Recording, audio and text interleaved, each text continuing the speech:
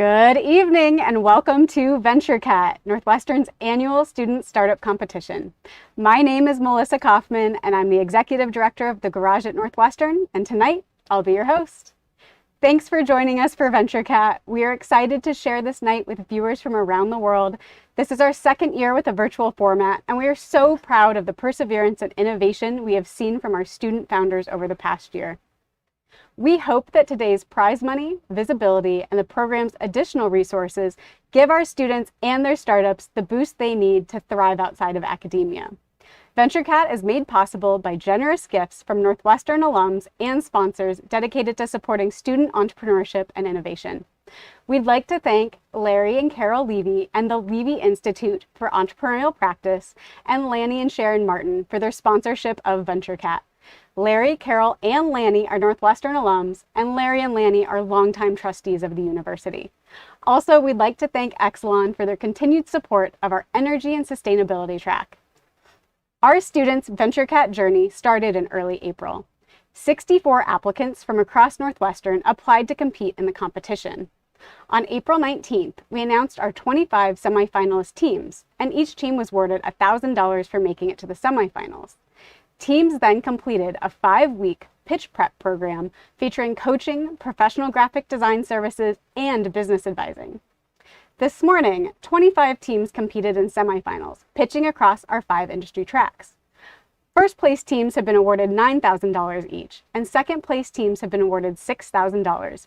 We've already awarded over $100,000 in prize money. This afternoon, first place teams from each track and one wildcard second place team pitched in front of a panel of finals judges and were grilled for a 20-minute question and answer session. Judges have tallied their votes, and tonight, teams will be awarded an additional $225,000 after you hear their pitches.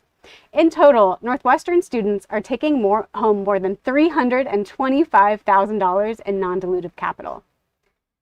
But there's one final prize, and you get to decide. Tonight's live audience gets to pick the team that takes home the $2,000 audience favorite prize. So stay tuned after the pitch for details on voting. And last but not least, thank you to our judges, track advisors, pitch coaches for your time, support, and expertise. We appreciate all of you. Please see the event program for more information on our amazing volunteers that support VentureCat. While tonight you will only see our 6 finalist pitches, we'd like to introduce you to all of our 25 semifinalist teams. Take a look. Hey everyone, my name is Raman. I'm Allison Went. I'm Mohan. And I'm the CEO and founder of Our Power. My name's Sophia, and I'm CEO and a co-founder of Flip Energy. Have you ever wanted to find ethical alternatives to chain stores? Do you remember how inspired you were by your annual compliance training? Yeah, neither can I. Too many children lack access to picture book characters that look like them, and too many children lack exposure to picture book characters who don't look like them. While the rest of the world has made gluten-free and dairy-free synonymous with healthy, we are bringing indulgence back into the equation. We super accelerate development and get devs writing code in minutes. As a personal trainer, a question I always get is, how do I drink on a diet? Agroco is the future of micro and urban farming. Enter Zuri, your personal digital fertility clinic. So we created Busy to help you discover businesses that match your values. We design adaptive, attractive bras for women with upper mobility challenges. We've built a new system that allows scientists to quickly manufacture proteins critical to the development of new therapies. Our Power's mission is to provide everyday investors with truly impactful investment opportunities. Our purpose is to create confidence and belonging through cultural guidance. Our aim is to make Irish education the #1 tool for college discovery across the world. Over 70 million Americans suffer from a chronic GI condition, but only 50% ever get to remission. In Mexico, over 90% of truckers don't have access to financing. Did you know that about 40% of schools in the US do not have full-time nurses, and over 1,000 schools are using telehealth? Every year, at least 8 million tons of plastic end up in our oceans. Harmful plastics are still used because they are cheap, durable, and so easy to manufacture. IVC is the first AI-driven wearable device that allows for a faster and safer treatment of congestive heart failure, or CHF. We've built a renter-friendly smart battery with enough power to back up your fridge for 1 to 2 days, and that can pay for itself in electric bill savings. Verboso is a full-stack speech therapy service offering effective, affordable, and convenient therapy to the 9.7 million kids in the United States and Europe who need it. We've generated well over $1.5 million in revenue for YouTubers, TikTokers, and other creators. And that is why we created Big Talk for Work, to help people skip the small talk and engage in more meaningful connections. Rhetoric's a companion to video conferencing apps that provides real-time feedback on spoken communication. LUKH aims to help therapy seekers find therapists they actually want to keep seeing. We're building the most approachable, engaging personal finance education platform for nonprofits, schools, and universities. So vote for us, order from us. You won't be disappointed. Thanks for listening, and go Cats.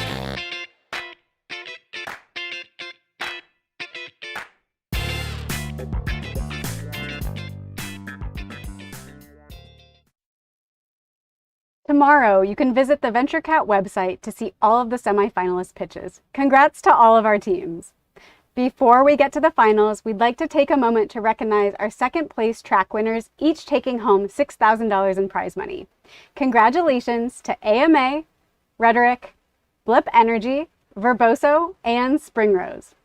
Now let's meet our 2021 finalists. As a reminder, each of these teams you're about to hear pitch won first place in their track.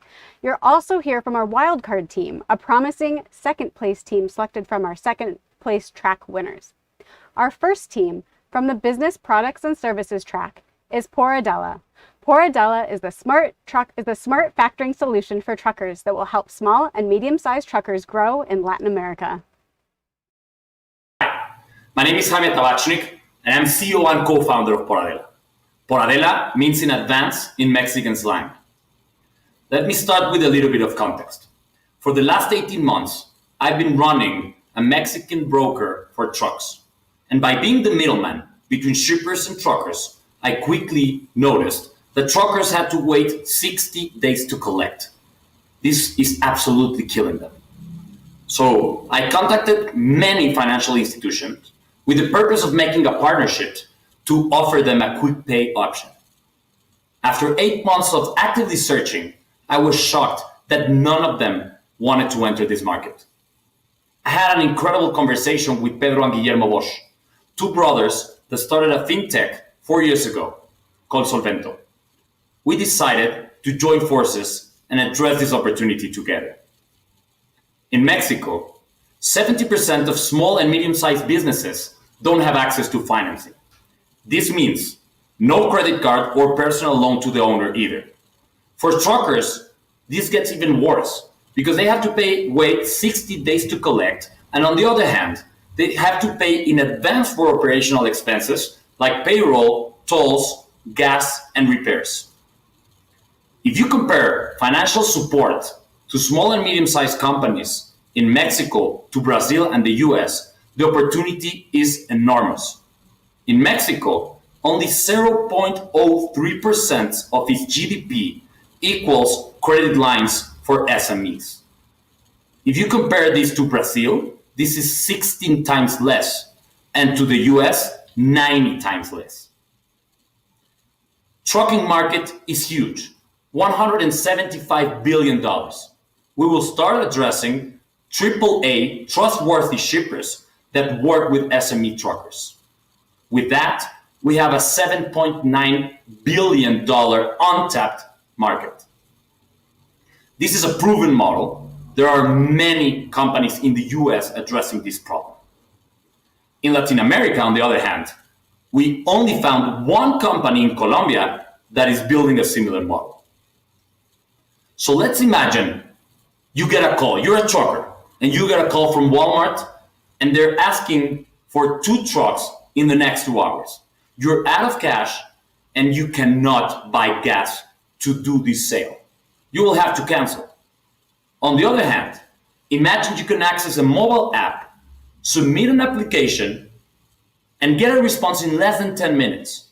After that, with only a click, you can access to 80% of an invoice that you have not collected. And this way, you don't have to cancel this sale. Additionally, your drivers can access their wages and bonuses immediately after delivery. And you don't have to worry about collecting from the shipper because we will do that for you. Once you have received your payment, you can forget about it. So we piloted with very big players in Mexico, and we did it in a very successful way. We did a 3-month pilot of $850,000, 1,300 invoices, and we worked with 200 different trucks. Our results were exceptional. We had a 0% default rate, and we were able to charge a 36% APR fee. We worked with Condomex, the biggest wire manufacturer in Mexico, EASO, one of the most important and oldest trucking companies in Mexico, with 99 Minutos, the biggest last mile delivery company in Mexico, and BIS, the company I used to run for the last 18 months. Companies are choosing us and are trusting us because we're very different to any other option out there. We're the fastest. We're helping us customers save money with operational expenses discounts. Also, our technology lets us work with very small amounts. In comparison, our average ticket size is $2,000 and our competition is above $25,000. We're the only ones that take care of the collection process, and we've built a disruptive risk management model that is helping us create a new market. So let's talk about how we mitigate risk. We will start working only with AAA shippers, and by connecting to dozens of APIs, we'll be able to score not only the trucker, but its relationship to the shipper. And this way, we'll have more opportunities. We will also integrate to the truck's GPS to ensure that the service was collected and delivered at the right locations. Using vendor codes, our loans will be exclusive to use for operational expenses like gas, payroll, tolls, and maintenance. This way, we'll make sure that truckers keep their trucks moving and use their money to continue growing. Our business model is pretty simple. We expect to charge an average of 4.5% average fee per invoice. And we have incredible opportunities for future revenue streams. We can do the same model with different services and suppliers. We can start entering the truck leasing model. We can work with insurance services. We can profit from gas and the other operational expenses that our customers will be consuming. And we will create a business model out of all the data that we will be generating. We will start consolidating this first year, and then we will implement a very aggressive strategy to grow exponentially. By year 5, we expect to have over 1,500 customers, a portfolio of over 78 million, and earnings of $10 million. By year 10, we expect to have over 5,500 customers, a portfolio of almost $300 million, and earnings of almost $50 million every year. Gracias a Por Adela, dejamos de perder ventas por falta de recursos y la nómina de nuestros empleados siempre es pagada en tiempo. Héctor López, Transportes Certus. What this means is that thanks to Por Adela, we stopped losing sales because of lack of resources, and we have paid our payroll on time ever since. Thank you very much. Up next from the Consumer Products and Services track is LUKH. LUKH is an online rental service dedicated to making South Asian fashion and culture accessible in the United States. Hi, my name is Karen Desai, and I'm the founder and CEO of LUKH. Think Rent the Runway, but for Indian clothes. This is my husband and I on our wedding day. We were thrilled that our friends and family came from all around the world to celebrate us. But leading up to our big day, we received multiple phone calls. My non-Indian wedding guests were unsure of what the events were and totally confused on what to wear. Meanwhile, our Indian guests were frustrated on how much they had to spend on outfits. Like any typical Indian wedding, my wedding was 4 days long, filled with multiple events. And my wedding guests needed outfits for each of those events, but each outfit could cost $500 or more. Since Indian weddings are grand events, there's a pressure on all guests to participate and look the part. But outfits are so hard to find in the US. You could find some options if you live near a little India, like Devon Street in Chicago, but they're usually poor quality or outdated. And this is a growing challenge because today, 80% of Indian weddings are now interracial, intercultural, or interfaith. So, meet our customer Rachel, who was invited to an Indian wedding with her boyfriend. She had felt left out from his family's parties in the past around everyone speaking a different language. And at LUKH, 65% of our customers are not Indian. And these are sentiments we've heard over and over again. After educating Rachel on the events and what to wear, she told us, "I couldn't speak the language, but when I wore an Indian dress, everyone noticed me. But most importantly, they noticed the effort I put in. I felt included and confident." And that is our mission, to create confidence and belonging through cultural guidance. LUKH is an online rental service dedicated to making Indian culture and fashion accessible in the US.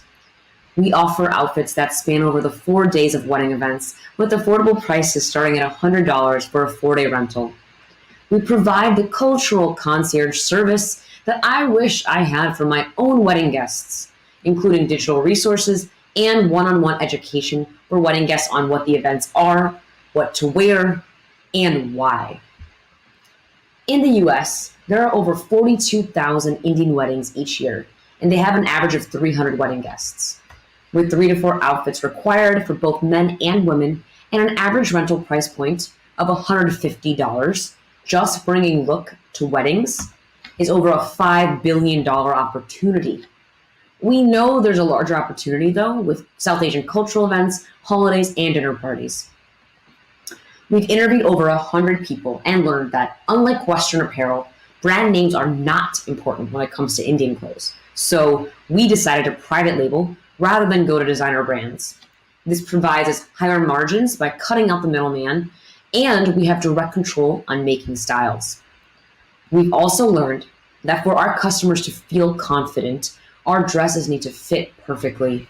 So we've developed adjustable features that empower the end customer to expand and tighten the outfit to their bodies, eliminating the need for alterations. We're thinking ahead and taking a data-driven approach as we scale our assortment by capturing different style qualities to ensure we're curating a variety of styles. And so, since our soft launch in January of 2020, we've had over 115 paying customers and made over $12,000 in revenue. Plus, we've seen over 45,000 unique site visitors, and over 55% of that has been organic. Today, we are at an inflection point as events are rapidly coming back. We've seen over $6,000 of revenue in just the last 90 days. We've been featured in Business Insider, Poets and Quants, and most recently Fashionista magazine. We've become the destination for Indian attire and education. As part of our go-to-market strategy, we've learned that the most powerful driver of referrals comes from brides, given their access to hundreds of wedding guests. So we launched a bride ambassador program where we offer our cultural concierge service and a custom promo code that can be shared on a couple's wedding website or invitation. To date, we have over 60 bride ambassadors with weddings from 2021 through 2022, and we've seen that one bride contributes about $1,000 from her referred guests. But this will only increase as we drive brand awareness. In addition, we've planned in-person events like bridal shows and pop-ups where consumers can see, try on, and feel our outfits. And finally, we've acquired over 4,500 Instagram followers and an email list of over 1,000 people through blog collaborations and influencer partnerships. So the Indian rental market began growing in 2019. And then either Rent the Runway tested it out by launching 3 Indian dresses in March of 2020. But due to COVID, Rent the Runway has refocused on their core business. And while we admire Rent the Runway and their mass approach, we know that LUKH is far more authentic with our cultural expertise. We are now the only rental service for South Asian fashion in the US with control over our inventory. You can see here what the unit economics looks like for a 4-day semi-formal rental. It will take us only one rental to cover the cost of a dress. and this includes the variable costs associated with reverse logistics. We also project the useful life of an outfit to be 7 turns today, resulting in at least $650 of profit per an outfit. So to capture this opportunity, we have an incredible team of women. Our CFO, Alicia, brings financial acumen from her time at Credit Suisse. Our COO brings operations and demand planning expertise from Amazon. And Purvi brings cultural knowledge with her time spent doing nonprofit work in India. And I myself bring marketing and strategy expertise. I quit my job in 2019 to work on this business full-time. And after graduation, the rest of this team will be joining me. We know this is an operationally intensive business, so we put together an advisory board of experts, including the former COO of Birchbox, Pooja Agrawal. Today, we're actively hiring for a CTO to become more agile, and we plan to hire a lead merchandiser on the ground in India to build out LUKH's assortment. We're currently seeking $150,000 to scale our operations through next year. We know we can capture this increasing demand with your support. Thank you very much. Our next team from the Energy and Sustainability track is Agroco. Agroco is a modular farming solution that aspires to improve global food production by bridging the gap between conventional agriculture and controlled environment farms. Hi, my name is Lorenzo Hernandez, and along with Ben Syke, are extremely excited to introduce Agroco, a company determined to sustainably increase global food production. If I can accomplish anything today, all of you will leave asking yourselves, how will we feed future generations? UN projections indicate that the global population will increase to 9.8 billion by 2050 and 11 billion by 2100. Studies indicate that within the next 40 years, we'll have to produce the same amount of food that all of humanity has grown over the last 8,000 years. To make matters even worse, currently 25% of available lands have already been degraded, and 11% of the global population is facing food security risk, and these numbers are only expected to worsen. Lastly, according to the UN, 2/3 of global communities are expected to be affected by water scarcity by 2025. So again, how will we feed future generations? To meet future demand, we will need to deploy more ag innovation and sustainable growing practices. Yet current solutions are both costly and inefficient. After 2 years of considering the potential ways to solve this impending crisis, we have discovered an untapped market between conventional agriculture and turnkey controlled environment applications. We saw a market opportunity, and we have made our mission to deliver decentralized, modular, and rapidly deployable controlled environment farming systems. After careful planning and preparation, we are proud to present for the first time in a public forum our Nexus growing system. Our systems have been uniquely designed to be completely grid independent and decentralized, rapidly deployable to anywhere around the globe, and our systems are expected to have competitive crop yields. Furthermore, we want it to be more economically accessible than leading container-based competitors. We conducted a preliminary material and component cost analysis and have discovered that with a 35% profit margin, our systems are nearly 50% cheaper than the leading 40-foot container equivalent. Lastly, we want to emphasize that we're not constrained to the container dimensions, and our systems are designed to be modular and can be built for different applications. We are determined to make a profound impact, and in the short time since we have incorporated, we have already received positive customer feedback and have secured our first 2 pilot locations. Our first pilot sites will be in a secondary school in Charlotte, North Carolina, and in an agricultural land partnership in Hawaii. We're currently working on securing 2 more sites, one in my home city of Bogota, Colombia, and a second one here in Chicago. We also believe that the first 4 customers of our systems will be schools or community organizations wishing to engage with communities and provide local, healthy, and fresh produce, restaurants and grocers wanting to reduce costs, vertically integrate their supply chains, and reduce food waste and miles, governments and NGOs seeking to provide food aid to communities in crisis in remote regions, and traditional farmers wanting to hedge against climate risk and generate revenues 365 days a year, regardless of the season. Furthermore, we have pinpointed diverse revenue streams in an industry that's only expected to explode within this decade. We are still pre-seed. However, our preliminary business model will consist of 4 diverse revenue streams. Our biggest revenue driver will be the direct sales and subscription or loan model. As previously mentioned, we expect to have 35% to 50% profit margins for each unit sold. Plus, we are currently projecting for system owners or farmers to have a 3-year payback period depending on the crop varieties grown. We also intend to have yearly data service and subscription revenues.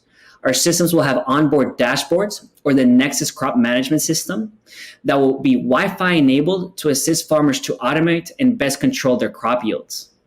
We will also provide optimization and consulting services for farmers, and within the next 2 to 5 years, provide ancillary energy and water services, as well as potential carbon credits. We believe these diverse revenue streams will enable us to penetrate the fast-growing and massive vertical farming industry. By 2028, this global market is projected to grow to $12 billion. The modular market alone is expected to account for $5.3 billion. We are ambitious and confident that we will be able to obtain 28% market share in the Americas and European modular markets alone. This is predominantly due to the fact that there is a current void in grid-independent solutions. As shown, Agroco is positioned to be the only company focused in providing grid-independent and turnkey solutions. So despite our early stage, we have managed to grow and build momentum. We have already secured 2 pilot sites for R&D and are actively working on establishing 2 additional sites. We have received initial funding that we are using to hire paid engineering interns, as well as preliminary legal and patenting advice and expenses. We expect to continue to build upon this momentum, and by Q3 or Q4 of this year, deploy our initial prototypes. And approximately 1 year from then, deploy our initial commercial units. Winning VentureCat will tremendously accelerate our efforts to deploy and scale. We intend to spend $100,000 in product development and prototyping, $40,000 in business development, and $10,000 on general operational expenses. Additionally, we expect our team to deliver success. Our founding team has 10 years of corporate experience working with some of the world's largest corporations. I have extensive experience in global food supply chain and logistics. My co-founder and fellow Masters in Energy and Sustainability classmate, Ben Syke, has extensive experience in corporate strategy and business development. We are also advised by 2 great adjunct Northwestern professors. Patrick Boyle is a director of sustainability for Sloan Valve Company and is a leader in global water stewardship. Brian Tolliver comes from corporate strategy and business development from some of the world's most recognizable tech and energy companies and has vast experience advising startups. Rounding out our team is Evan Gorski and Yates Downing. Evan is a fellow classmate with corporate finance experience. Yates is a mechanical engineer with experience in industrial 3D design and various other applications. In conclusion, supporting us today will tremendously accelerate our efforts to sustainably increase global food production and enable future generations to thrive. Thank you. Up next from the Life Sciences and Medical Innovations track is Agora Health. Agora Health is a digital disease management platform for patients with chronic GI conditions. Hi, my name is Sam Jactel, and I'm the CEO and founder of Agora Health, the digital health platform that's revolutionizing the standard of care for chronic GI conditions. Over 70 million Americans currently suffer from a chronic GI disease such as IBS, ulcerative colitis, and Crohn's disease. That's twice as prevalent as diabetes. These patients are also incredibly expensive. Digestive diseases generate over $140 billion of direct medical spend each year. That's more than heart disease, mental health, and trauma. And despite spending billions of dollars to find new medications, these conditions still have a remission rate of under 50%. And if you're one of the lucky ones that's in remission today, there's a 60% chance that you'll fall out of remission within the next decade. Living with these conditions is frustrating and painful, as you can imagine. Symptoms are so severe, in fact, that patients would be willing to sacrifice up to 15 years of their remaining life expectancy for an immediate cure today. I would know because I'm a patient myself. I was diagnosed with ulcerative colitis in 2014, and it's taken me 7 years, 4 doctors, and 7 combinations of drugs to be in remission where I am today. And despite having access to the best available care, I've relapsed 3 times along that journey. So why is it so hard to manage these conditions? Well, the best available data shows that these conditions are actually multifactorial. And unfortunately, medicine only addresses part of those factors. And so patients like me still lack the tools that they need to manage their care at home, such as mental health, sleep, physical activity, and trickiest, diet. Over 90% of patients have tried but failed to change their diet appropriately. That's probably because the standard approaches to diet require the sequential elimination and reintroduction of over 100 different foods, including staples like gluten and dairy, over a period of longer than 6 months. And that's a shame because data shows that patients can improve their symptoms by up to 75% with the appropriately tailored diet. So Agora Health is the tool that I wished had existed when I was diagnosed. And we're starting with diet. Our simple 8-week program guides patients to eliminate their trigger foods and improve their symptoms. We do this in 3 easy steps. First, we use our proprietary database of trigger foods powered by our machine learning algorithm to identify only the 10 to 15 foods that are most likely to be causing symptoms for that individual patient. Then we use a 5-minute daily health check to guide that patient to build a custom diet that measurably improves their symptoms and allows them to thrive. Now, this seems simple, but we're really changing the paradigm. Our diet program is 1/3 of the length, 90% less complicated, and 5 times higher completion rate than standard diets for GI. The key to our success and the engine that powers the Agora Health platform is a machine learning algorithm that runs on over 350,000 unique data points that we have gathered on GI patients. Data is our differentiator for 3 reasons. First is the size. Over a period of 8 weeks, we gather over 5,000 unique data points on each patient. If we're able to meet our goal of onboarding 20,000 patients within the first year, we will have built the largest GI database in the world. And this data is also intelligent. Currently, we're able to draw correlations between symptoms and foods, but we're well on our way to implementing predictive medicine. In fact, our flare prediction algorithm is already a step in that direction. Finally, last but not least, we're able to follow patients over time. Now, this data is notoriously challenging to gather, but incredibly valuable, not only to find new therapies, but also new treatment protocols for these patients. So I've talked a lot about diet, but diet is just the start in our mission to build a comprehensive platform that empowers patients to more effectively manage their care at home. Our product development roadmap includes launching additional clinically validated therapeutic programs on sleep, stress, and anxiety to help patients better tame their symptoms. Additionally, we'll be launching enhanced features such as on-demand access to health coaches that serves a dual purpose, not only to provide a 360-degree care support system for patients, but also to feed our data algorithm in a virtuous cycle. So where are we today? We launched a pilot study to measure the effectiveness of a low-tech, minimum viable product of our tool, and we saw strong results, both from an adherence standpoint and an outcome standpoint.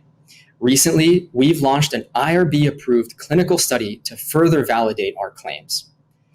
The $150,000 VentureCat funding would allow us to invest in software development, marketing, and additional R&D to finalize the development of our app and launch within 6 months. When we launch, we'll be targeting the $30 billion digital health market for GI diseases, and we plan to approach it in 3 phases. First, we'll launch direct to consumer, charging each user $20 a month for access to our premium tool. Next, we'll generate additional volume by gaining the endorsement of physician and advocacy groups.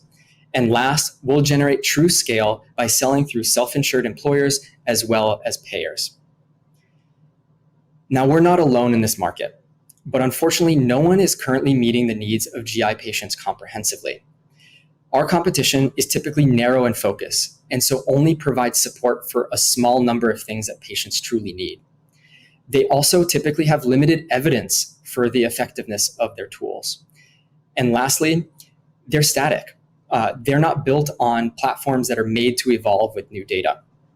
But most important to me is the fact that these companies are all built by insurers, physicians, pharma companies, or researchers. Agora Health is different. We are built by patients and driven by data. And our mission and our approach has allowed us to build a strong team as well as a group of partners to execute our vision. Our team includes the senior leadership at the Crohn's and Colitis Foundation of America, the largest GI foundation of its kind, as well as the directors of the GI clinics, both at Brigham and Women's Hospital and Piedmont Health. So join us as we revolutionize the standard of care for GI diseases. Thank you. 2 pitches to go. Our next team from the social impact track is the Equal Opportunity Book Box, a subscription service for diverse children's books that donates 1 book to an underserved child for every book sold. The Equal Opportunity Book Box is a monthly subscription service for diverse children's books. We donate 1 book to an underserved child for every book we sell. Hi, I'm Jacob. I'm studying social policy. I've been selling books online from my garage since I was 15. As you can see, it gets pretty cold in there. I found that consumer demand is highest for children's books, but also that there are some pretty big problems with the children's book industry. And I want to introduce you to someone who has personal experience with those problems. This is Mari on the left. Growing up, she owned just 3 books, one of which she read so much the pages disintegrated. That book that Mari read over and over again was about a girl named Mafalda. Mari read that book so often because Mafalda was a young Latina girl who reminded Mari of herself. It was the one book Mari could find that looked like her. Today, several decades later, children's books still don't look like the kids that are reading them. There is a giant unmet need for representative books. For years, the publishing industry has failed to adjust their business model to account for the changing demographics in this country. And this unmet need, it's allowed for racism, homophobia, and ableism to fester. Because it's not just an unmet need for underrepresented kids. It's an unmet need for all kids. Children's books are windows because they can show kids from homogenous communities what the real world looks like. Research shows that realistic books increase tolerance and inclusion. I learned about these problems in a social policy class I took here at Northwestern 2 years ago. And stuck back in my childhood bedroom last March in quarantine, I wanted to do something about it. So I took my spring quarter housing refund and started the Equal Opportunity Book Box. Each of the stories included in our monthly box features a character of color, an LGBTQ plus character, and or a disabled character. We thought this problem was in dire need of a solution, and the editors of the New York Times agreed. In just our first year in business, we were honored to be featured as one of just 20 children's products in the 2020 New York Times Holiday Gift Guide. Over our first 11 months, we have moved from my freezing garage to a full-blown distribution warehouse, and we've generated over $340,000 in sales with thousands of happy customers. For every book we sell, we donate 1 book to a child attending a Title I school through our partnership with Chicago nonprofit Bernie's Book Bank. And to date, we've donated over 23,000 books to these kids. Our average customer stays for 9 months, which is significantly above the industry average. And our lifetime value to customer acquisition cost ratio is also extremely favorable, meaning we're poised to grow rapidly. And the market is also growing rapidly. Within the larger children's book industry, there's about $3 billion in sales every year. And the fastest growing category within that industry is the type of books that we sell. So how do we plan to grow within our market? Well, it starts with our team. I've dealt with book publishers and wholesalers for over 5 years now. Stephanie has worked with influencers that have millions of followers, and Anthony has extensive e-commerce analytics experience on several different platforms. To continue our growth, we'll be hiring for 3 key roles: a chief operating officer, an educational outreach lead, and a director of partnerships. After graduation, I'll be staying on full time to manage this team and take the Equal Opportunity Book Box to the next level. Over the next 12 months, we have an aggressive growth strategy to implement the funding from this competition. First, we intend to greatly increase our impact and our marketing spend in the teacher community. We found that teachers are some of our biggest advocates, and they have classrooms that are getting more and more diverse. Our cost of customer acquisition is also significantly lower in that market. In addition, we plan to roll out a more robust institutional sales approach as more institutions try to increase their diversity and inclusion programming. The first part of that initiative is a school fundraiser program wherein parents can raise money for their child's school by purchasing one of our boxes, similar to a traditional coupon book fundraiser, but for a good cause. And the second part to that sales approach is an employee incentive program. We've heard from companies as large as Hulu inquiring about such a program, and we think there's a big market desire for it. Right now, we offer 2 box options, one for ages 0 to 2 and one for ages 3 to 7. Over the next year, we want to expand our age range to include ages 7 to 12. Currently, we get all of our books from publishers and wholesalers, but we think there's still a big gap in the market that our brand can fill. And to do that, we want to publish our own line of books written by non-traditional authors, like refugees and incarcerated people, exclusive to the subscription box. Now, I started this presentation telling you about Mari. Mari was so inspired by that Mafalda book that she grew up to become a professor of Mexican literature. As a professor and as a mom, Mari knows just how important it is for her kids to see themselves on the pages of the books they read. And the national press agrees with her. We've been awarded as one of the best book subscription boxes by several leading outlets, including CNET, Pop Sugar, and Esquire. Because after all, sometimes one book is all it takes. Thank you, and go Cats. Our last team, also from the social impact track, and our wildcard team is Springrose. Springrose designs adaptive, attractive intimates for women with upper mobility and/or dexterity challenges. Hi everyone, I'm Nicole, the founder of Springrose. We design adaptive, attractive bras. I'm assuming you've all seen a bra before. It's an everyday item for most women that tends to hook in the back. But what happens if you can't raise your arm above your shoulder? You can't put it on your back. Maybe you can't use your arm at all, or you don't have the dexterity to work those tiny hooks. My grandmother Rose was one of these women. She had osteoarthritis in her hands that made it incredibly painful and difficult for her to put on and wear her traditional bra. She's actually not alone. In the US, there are over 45 million women with upper mobility challenges, ranging from arthritis to stroke paralysis, nerve damage, and shoulder injuries. And for these women, like my grandmother, there aren't any options out there because everything that exists is unattractive, unadaptive, focused only on minor forms of arthritis, and size limited, ranging from a B to a double D. Yet the average American woman is a double D, meaning that half the population is larger than that. And so at Springrose, we design adaptive, attractive bras specifically for women with upper mobility challenges. Bras that don't compromise on aesthetics or function and don't play into outdated stereotypes about age, especially since our target market is women over 50. And we've been talking to dozens of these women, physical therapists, occupational therapists, caregivers, and loved ones to understand what it is they truly want to see in a product. And they've told us things such as a thick strap, a wide sideband, a front clasp, no underwire. We design with our user at the core of everything we do.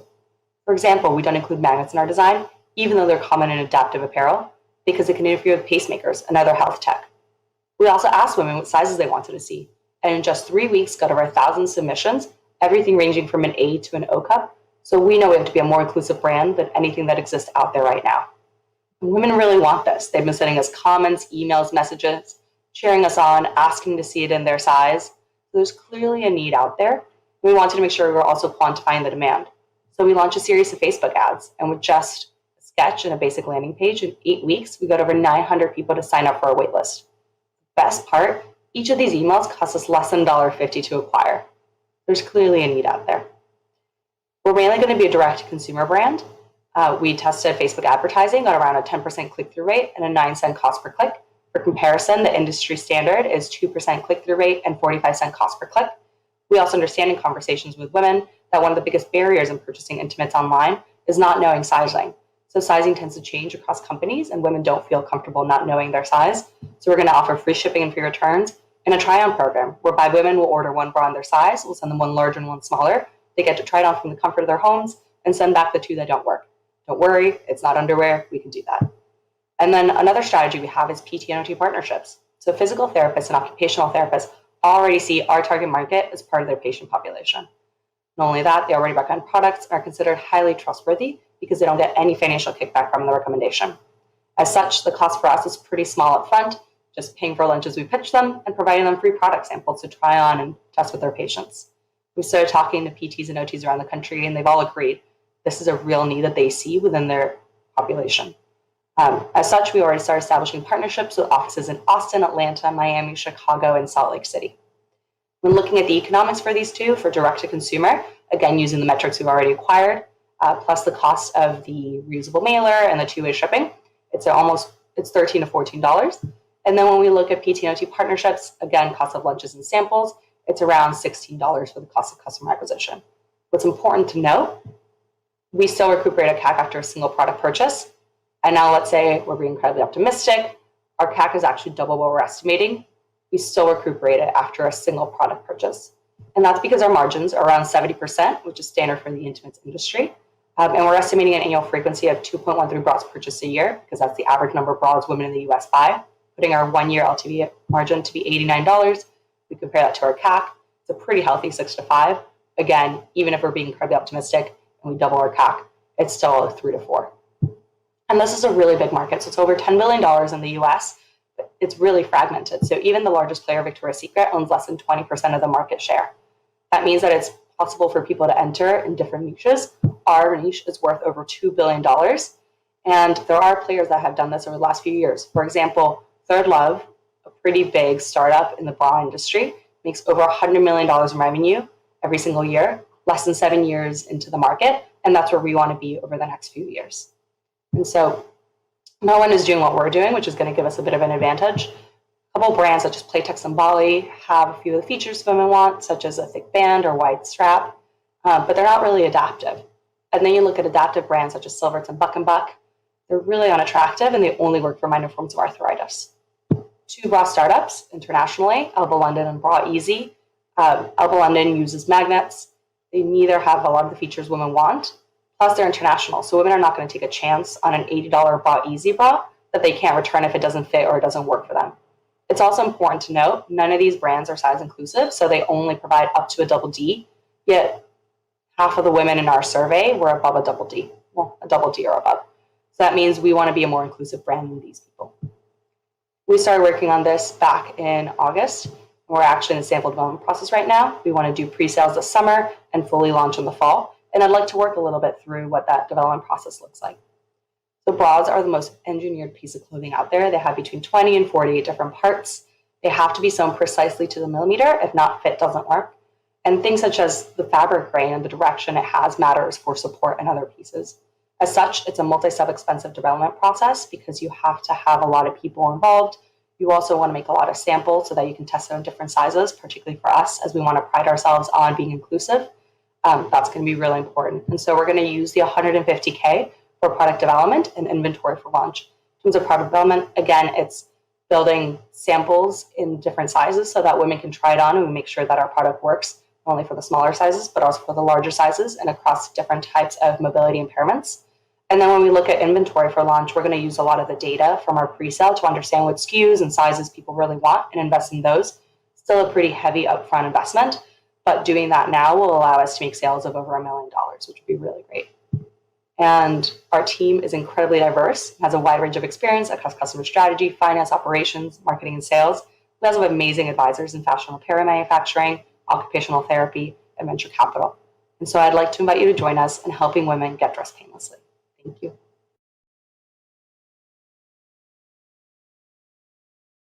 Now's the time where we need your vote to award our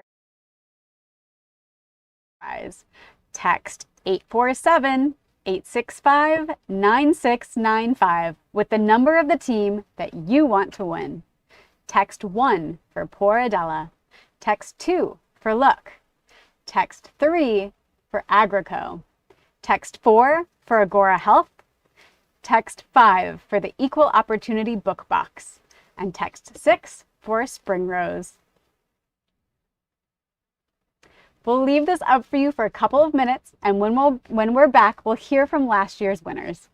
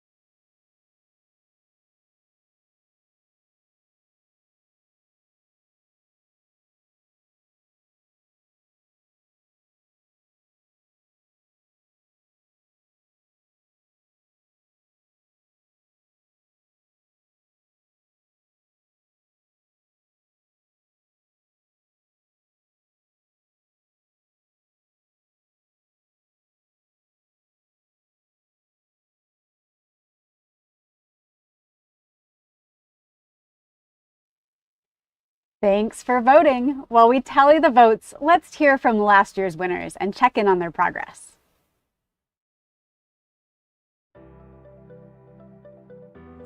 I'm Santhuja Nagalingam, and I won 3rd place in last year's VentureCat competition. And I received a total of $34,000 in prize money for my company, Tilt. Tilt helps students find the perfect college fit. Last year, I graduated from Kellogg, and since then have been working on my startup while also contracting for a large college access nonprofit. I put the prize money towards fueling our product development, and last year we successfully launched the first version of our product to hundreds of users. Currently, we are beta testing a new solution and looking forward to scaling it in the upcoming year. I'm Spencer Levitt, and along with my co-founder Austin Pager, we placed 2nd in last year's VentureCat competition and was awarded a total of $59,000. Austin and I are both finishing up classes actually as undergrads at Northwestern. When we competed, we were Cade, which was a company that helped friends track their video game competitions. Since then, we've actually pivoted to be Buffed, which now allows video game streamers and content creators to offer their communities unique digital collectibles. The prize money has really afforded us the flexibility to experiment with new ideas and eventually land on Buffed. Some highlights from the past years is we've partnered with 60 plus streamers we're really excited about, and we're now very focused on growing the community and growing our roster of streamers. Thank you. Hi everyone, my name is Ben Preston. I'm the co-founder of GearFlow.com, an online parts marketplace built specifically for the construction industry so contractors can find the parts that they need from suppliers they can really trust. We took home the grand prize of VentureCat 2020, winning a total of $161,000, which was an absolute game changer for us. What we used the money for was to invest back in the technology. So our platform was only 2 months old going into the competition last year. And with that money and with the time that it afforded us, we have grown 6x since last year and just eclipsed the $1.2 million mark of transaction value through the platform. Where we continue to go is continue to add to the team. So we have a lot to build and we need engineers to do it. So using this momentum and the revenue growth that we've had allows us to afford to scale out the team as well as build momentum into a seed round of capital. I also am graduating from the part-time program this summer and could not be more excited about the direction of GearFlow, but could not have been here without the support from Northwestern, from Kellogg, and from VentureCat specifically.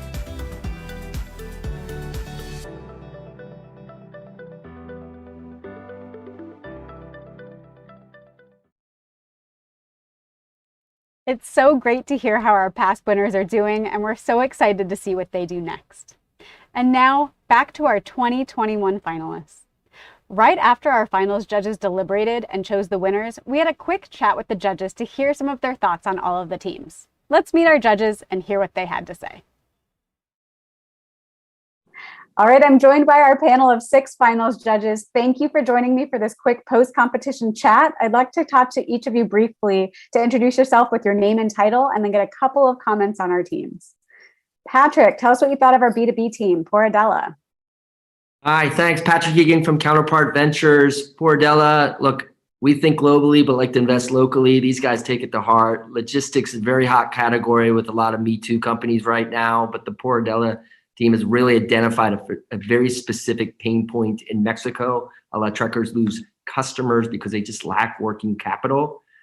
Poor Adela provides immediate solution to unlock these customers. They have meaningful commercial traction, validates their model. In parallel, they're building a unique credit model, which we think creates a tech moat and at the same time manages risk.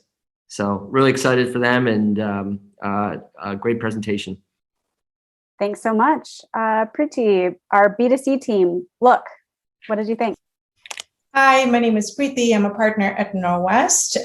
What's really fun about LUKH is that it really capitalizes on joyful moments and the best moments in people's lives, which is weddings and important events around sort of the Indian diaspora here in the US.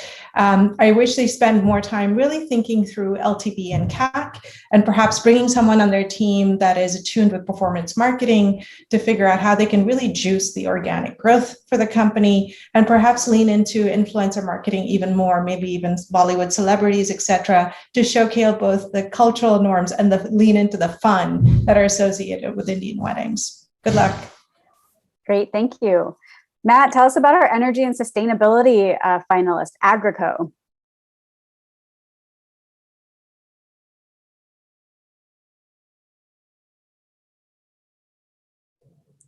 And unmute it.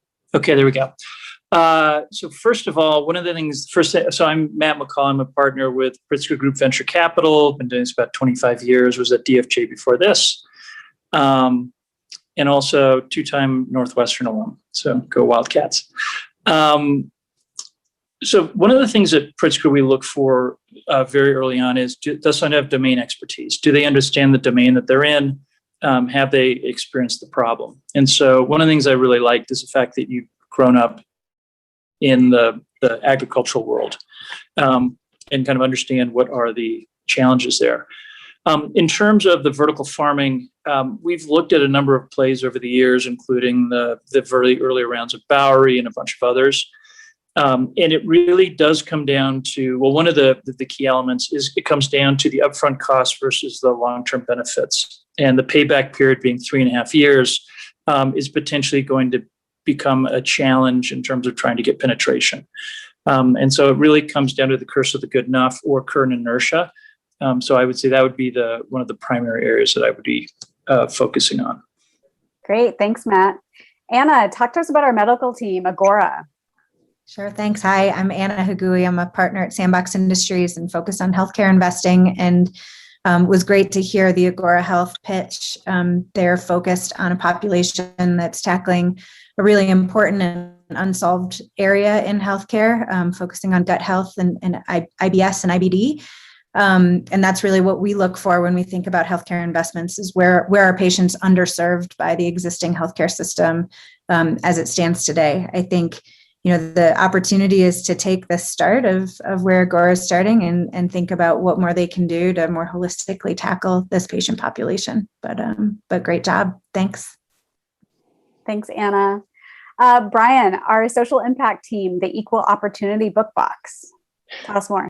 You bet. Equal Opportunity Book Box, ton of fun. Love to see it, especially in a year where in America is, we have a social movement happening here that really helps us think about what we can do better, how we can bring each other closer, and how we can break down some of the barriers that have existed for decades. And I think Equal Opportunity Book Box is doing just that. You're looking for ways to make that happen, even at a foundational level. So we're really excited about the mission. It's clear it's something you've been doing for a long time, but you found a niche that really, I think, goes and solves one of the tougher problems that we face in the world. So go get them. It's a challenging space, no question, as you're shipping out textbooks in a world where things are going digital. So continue to think about how you can expand in the digital world, as well as think about what else beyond books can help people advance this moment, but also engage children in a meaningful way. So good luck. Great. And finally, Chris, our wildcard team from the social impact track, Springrose.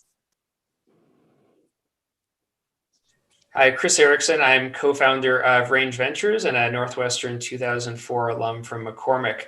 One of the things we always look at on the investor side is what unique insight does a founder or founding team bring to a market, and how do they demonstrate that to you?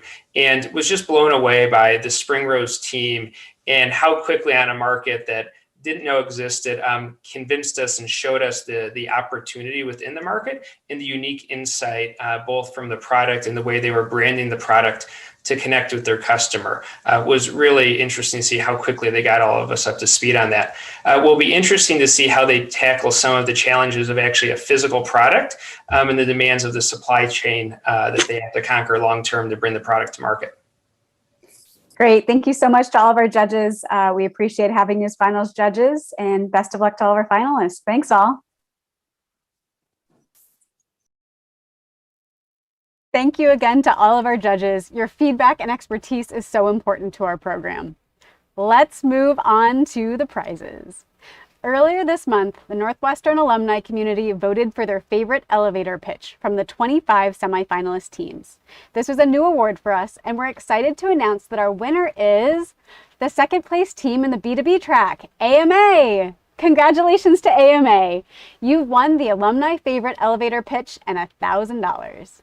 And now on to tonight's finalist awards. Our Public Showcase audience favorite prize and $2,000 goes to LUKH. Congratulations, Karen and your team. And now for our finals winners, as selected this afternoon by our judges. In third place, winning an additional $25,000 is Springrose. Congratulations to Nicole and her team. In second place, winning an additional $50,000 is the Equal Opportunity Book Box. Congratulations to Jacob and his team. And now, as it's become a tradition, we're going to call our VentureCat 2021 Grand Prize team, winning an additional $150,000 live.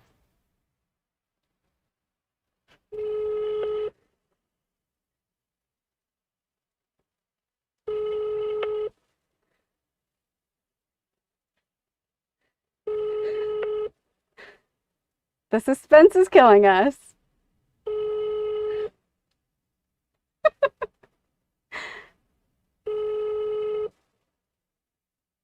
I'm having Groundhog Day flashbacks where last year's winner didn't pick up.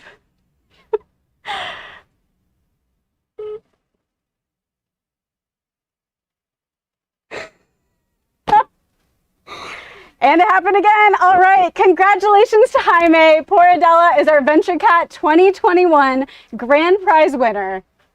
What a day. What a hilarious repeat of last year. Why does no one pick up the phone? Huh. Congratulations to all of our semifinalist teams, and a big thank you to our audience for watching.